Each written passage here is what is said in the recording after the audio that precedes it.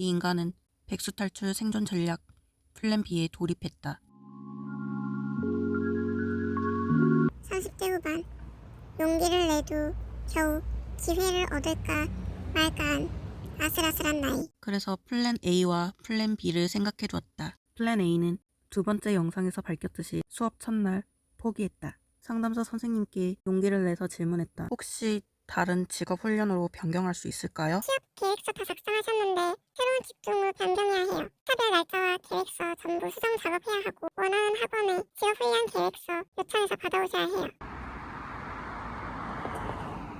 국민취업지원제 1유형 1회차 구직 촉진수당이 입금됐다. 이 인간은 생각했다. 잠시 나라의 빚을 지는 거다. 재취업 도전에 성공해서 꼭 사회에 도움되는 사람이 되자. 이 인간의 플랜 B는 요양보호사 자격증 취득이다. 고용24 홈페이지에서 가까운 지역 요양보호사 학원을 검색했다.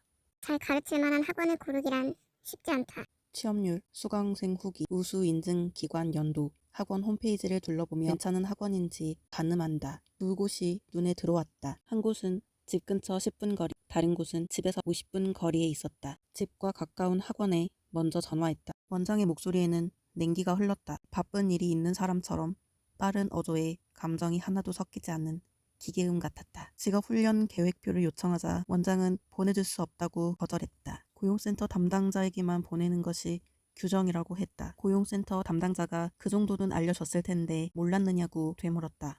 이 인간이 당황하자 원장은 침묵했다. 이 인간은 곧바로 다음 학원에 전화했다.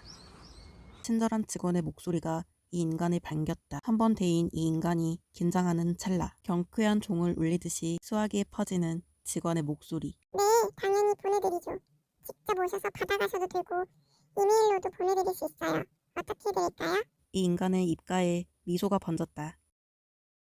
요양보호사 국비 과정은 100% 국비 지원이 되지 않고 개인 부담금 10만 원이 필요하다고 했다. 본인 부담금 10만 원은 자격증 취득 후 취업처에서 6개월간 근속하면 환급받을 수 있다. 그러지 못한 경우 10만 원은 돌려받을 수 없다. 국비 지원 요양보호사 자격증 과정. 이 수업은 오전 9시부터 오후 5시까지 주 5일 2달 과정이었다. 사무실에서 고용부 출결을 마치고 교실에 들어가서 시청 출결 어플을 켜자 자동으로 출석이 됐다. 강사님이 커리큘럼 및 출결에 관한 주의사항 강의를 끝내고 자기소개 시간을 가졌다. 요양보호사 자격증을 따려는 이유와 이름, 나이를 밝혀야 했다. 은퇴 후 제2의 인생을 살기 위해서, 부모님 병간호를 위해서, 배우자가 아플 경우를 대비해서 실업급여 타는 중 프로그램에 참여해야 해서 발표하는 사람들의 자기소개는 묵직했다. 자기 차례가 됐을 때 이 인간은 굳은 얼굴로 교단에 섰다. 부모님 또래 사람들이 두 눈을 반짝이며 이 인간을 쳐다봤다. 떨리는 음성이 새어나왔다. 수강 신청 이유는 한마디로 끝냈다. 나이 먹고 백수인데 할 게 없어서 신청했습니다.